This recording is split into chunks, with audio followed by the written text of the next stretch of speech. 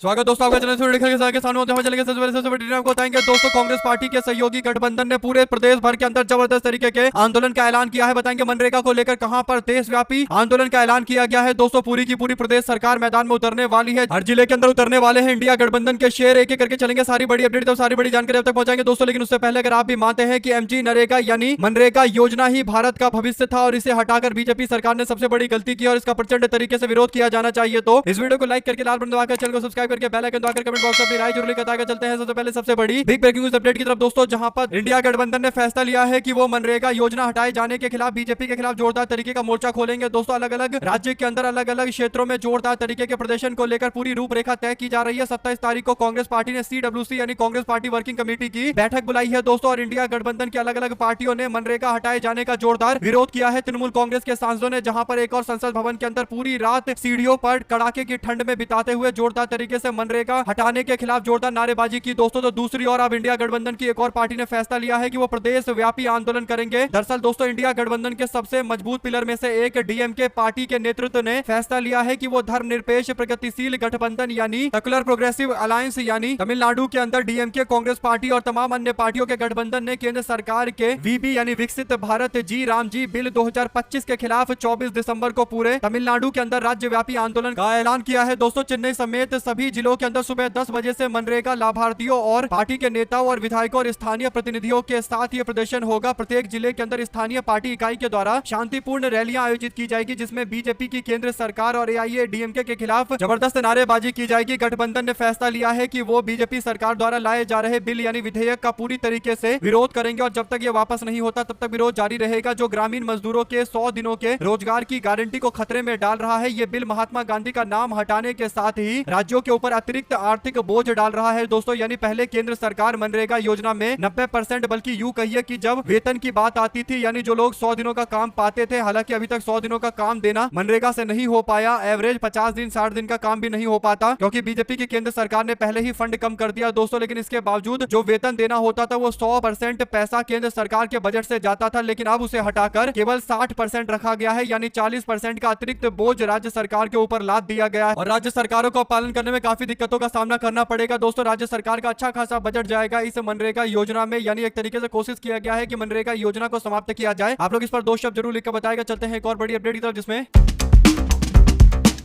मोदी सरकार का केंद्रीय मंत्री बोलता है कि उसके लोगों ने चुनाव के नतीजों को अचानक से बदल दिया था, यानी चुनाव चोरी की गई थी। 2020 का उदाहरण देते हुए जीतन राम मांझी कहते हैं कि 2700 वोट से उनका उम्मीदवार पीछे चल रहा था, लेकिन डीएम ने मदद की और हम लोग चुनाव जीत गए, यानी 2700 वोटों से हार रहे चुनाव को डीएम के द्वारा जितवा दिया गया। एक तरीके से चुनाव की चोरी की गई दोस्तों, बल्कि दिन दहाड़े डकैती कह सकते हैं। और अब जब भारतीय जनता पार्टी के सहयोगी एनडीए गठबंधन के नेता जीतन राम मांझी ने इस बात को स्वीकार किया है कि उनकी पार्टी का नेता चुनाव हार रहा था और अधिकारी ने चुनाव जितवा दिया, तो इससे पता चल रहा है दोस्तों कि दिन दहाड़े चुनाव की डकैतियां भी चल रही है। कांग्रेस पार्टी ने जीतन राम मांझी और प्रधानमंत्री नरेंद्र मोदी की तस्वीर शेयर करते हुए मोदी के शब्द लिखवाते हुए एक तरीके से निशाना साधते हुए मोदी से कहलवाया है कि शाबाश, ऐसे ही वोट चोरी करनी है। इस पर जवाब देते हुए दिखाया गया है कि जीतन राम मांझी बोल रहे होंगे कि मैंने चुनाव आयोग के अधिकारी के साथ सेटिंग करके अपना कैंडिडेट जितवा दिया। कुल मिलाकर दोस्तों जीतन राम मांझी और नरेंद्र मोदी के बीच में चल रही वार्तालाप को दिखाने की कोशिश की जा रही है, यानी एक तरीके से क्रिएटिव तरीका अपनाया गया है और तंज कसते हुए ये पोस्ट बनाया गया है दोस्तों। अगर आप भी मानते हैं कि कहीं ना कहीं जीतन राम मांझी ने भारतीय जनता पार्टी के पूरे तंत्र को एक्सपोज करके रख दिया है, इस मामले पर अधिकारियों को जवाब देना चाहिए, खासकर चुनाव अधिकारियों को जवाब देना चाहिए जो खुलेआम लूट करवा रहे हैं दोस्तों। राहुल गांधी वोट चोरी पर सवाल खड़ा करते हैं तो भाजपा वाले आकर बोलते हैं कि कहीं वोट चोरी नहीं हो रही है। सोचिए जरा खुलकर, बीजेपी का नेता केंद्रीय मंत्री इस बात को स्वीकार कर रहा है, खुलेआम मंच से बोल रहा है। इसके बावजूद वोट चोरी को लेकर राहुल गांधी के द्वारा उठाए जा रहे सवालों पर उल्टा सवाल खड़ा करने की कोशिश की जाती है। इस पर जवाब देते हुए कई लोगों ने कहा कि वोट चोरी भी करेंगे खुलकर, प्रचारक भी बनेंगे, डीएम का नाम भी बताएंगे, फिर कहेंगे कि विपक्ष कमजोर है, चुनाव नहीं जीत पाता, फिर रोएंगे भी। एक बार मुख्यमंत्री रह चुके केंद्रीय मंत्री भी हैं, वोट चोरी का खुलेआम राज खोल रहे हैं। इसके बावजूद अभी तक गोदी मीडिया या फिर भाजपा सरकार के द्वारा कोई इस पर सवाल नहीं खड़े किए गए दोस्तों। अगर आप भी मानते हैं कि अगर गोदी मीडिया सही से थोड़ा काम करे तो देश के अंदर ऐसे ऐसे नेताओं को आराम से लपेटे में लिया जा सकता है और कम से कम अभी तक तो इस्तीफा हो जाना चाहिए था। अपनी राय जरूर लिखा बताएगा, ज्यादा से ज्यादा वीडियो को शेयर कीजिएगा। चलते हैं एक और बड़ी अपडेट की तरफ, जहां पर हिजाब वाले विवाद के मामले को लेकर नीतीश कुमार को महबूबा मुफ्ती की बेटी ने जोरदार तरीके से ललकारा है। दोस्तों, महबूबा मुफ्ती की बेटी ने साफ तौर पर कहा है कि अगर अगली बार नीतीश कुमार ने ऐसा कुछ करने की कोशिश की तो नीतीश कुमार को ऐसा सबक सिखाएंगे कि वो हमेशा हमेशा के लिए याद रखेंगे और शिकायत दर्ज करवाने के लिए पुलिस थाने भी पहुंची है। दोस्तों, आपको बता दें कि मुस्लिम महिला डॉक्टर का हिजाब खींचने के विवाद को लेकर दुनिया भर से रिस्पॉन्स आना शुरू हो गया है। दोस्तों, सीएम नीतीश कुमार के खिलाफ एफआईआर दर्ज कराने की पहल जम्मू कश्मीर के पूर्व मुख्यमंत्री और पीडीपी के प्रमुख महबूबा मुफ्ती की बेटी इल्तिजा मुफ्ती ने की है। उन्होंने सीएम नीतीश कुमार के खिलाफ श्रीनगर के कोठी बाग पुलिस थाने में एफआईआर दर्ज करवाई है। दरअसल पटना में आयोजित डॉक्टर के नियुक्ति पत्र के वितरण समारोह के दौरान सीएम नीतीश कुमार पर अचानक से एक महिला डॉक्टर का हिजाब खींचने की कोशिश का वीडियो वायरल हुआ। दोस्तों, इसके बाद विवाद आगे बढ़ा और महिला डॉक्टर अपने परिवार के पास कोलकाता चली गई। इस बीच कई सारे महिला संगठन नीतीश कुमार को आड़े हाथों लेते हुए एफआईआर दर्ज कराने की कोशिश की। ऐसे में दोस्तों आखिरकार श्रीनगर के अंदर एफआईआर दर्ज करवा दी गई है। दोस्तों, इससे पहले कर्नाटका के अंदर भी नीतीश कुमार के खिलाफ एफआईआर लॉन्च कर दी गई थी। साथ साथ चलते हैं एक और बड़ी अपडेट की तरफ, जहां पर वीबीजी रामजी बिल पास होने के साथ संसद के सत्र में शुक्रवार को कई नेता एक साथ बैठे हुए नजर आए। दोस्तों, इस बिल पर लोकसभा में 18 घंटे और राज्यसभा में 14 घंटे चर्चा हुई। दोनों सदन में विपक्ष ने बॉयकॉट किया था। टीएमसी के सांसद मकर द्वार पर रात भर धरने पर बैठे रहे। बीच बीच में हम होंगे कामयाब गाने के भी बोल सुनाई दे रहे थे। दोस्तों, सत्र शुरू होने के बाद लोकसभा के स्पीकर ओम बिरला के चैम्बर में चाय पर चर्चा हुई, जिसमें प्रधानमंत्री नरेंद्र मोदी और प्रियंका गांधी समेत कई बड़े नेता शामिल हुए। दोस्तों, इस दौरान सभी ठहाके लगाते हुए नजर आए। कुल मिलाकर टीएमसी के सांसदों ने रात भर जबरदस्त तरीके से आंदोलन किया। ऐसे में कई सारे नेताओं की आपस में मुलाकात को लेकर चर्चाएं चल रही है। दोस्तों, आप लोग क्या कहना चाहते हैं, अपनी राय जरूर लेकर बताएगा। चलते हैं एक और बड़ी अपडेट की तरफ, जहां पर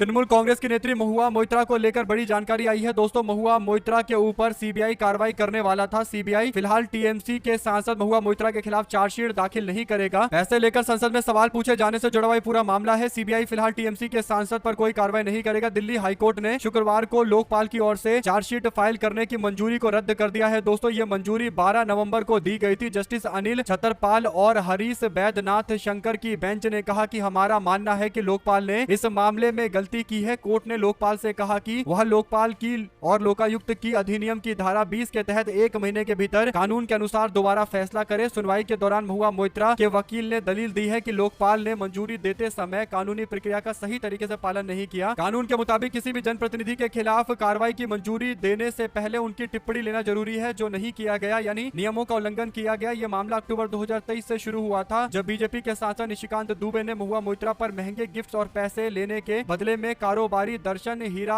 नंदानी के इशारे पर अडानी ग्रुप और प्रधानमंत्री नरेंद्र मोदी को निशाना बनाने के लिए लोकसभा में सवाल पूछे जाने के गंभीर आरोप लगाए थे। अब इस पर अलग अलग तरीके की प्रतिक्रियाएं आनी शुरू हो गई है। दोस्तों, आप लोग क्या कहना चाहते हैं, लिखकर जरूर बताएगा। ज्यादा से ज्यादा वीडियो को शेयर कीजिएगा। चलते हैं हमारे साथ लगातार जुड़े दोस्तों का बहुत बहुत धन्यवाद। आप लोग देख रहे थे आपका अपना चैनल जय हिंद जय भारत। ज्यादा से ज्यादा वीडियो को शेयर कीजिएगा दोस्तों, बहुत धन्यवाद। तो इस वीडियो को लाइक करके लाल बटन दबाकर चैनल को सब्सक्राइब करके बेल आइकन दबाकर कमेंट बॉक्स में अपनी राय जरूर लिखकर बताएगा दोस्तों। ज्यादा से ज्यादा वीडियो को शेयर कीजिएगा। चलते हैं तो आगे भी अपडेट के लिए हमारे साथ लगातार बने रहिएगा दोस्तों, और जरूरी है कि आप इस वीडियो को लाइक करते रहिएगा और ये भी कमेंट बॉक्स में लिखकर बताइएगा कि आने वाले दिनों के अंदर आप किस तरीके की खबरें चाहते हैं, ताकि पूरी अपडेट आप लोगों तक लगातार उपलब्ध करवाते हैं। और ये भी सुनिश्चित करें कि आप लोगों को जो चीज अच्छा लगे वो ही सारे उसी तरीके के कंटेंट आप तक पहुंचे। जरूरी है कि आप वीडियो के नोटिफिकेशन को भी ऑन कर लीजिए, यानी बेल आइकन को दबाइए, ताकि नोटिफिकेशन भी आप तक लगातार सिलसिलेवार तरीके से पहुंचती रहे। आप लोग देख रहे थे आपका अपना चैनल दोस्तों। कमेंट बॉक्स में राय जरूर लिखिएगा। बहुत बहुत धन्यवाद सभी दोस्तों का। जय हिंद जय भारत।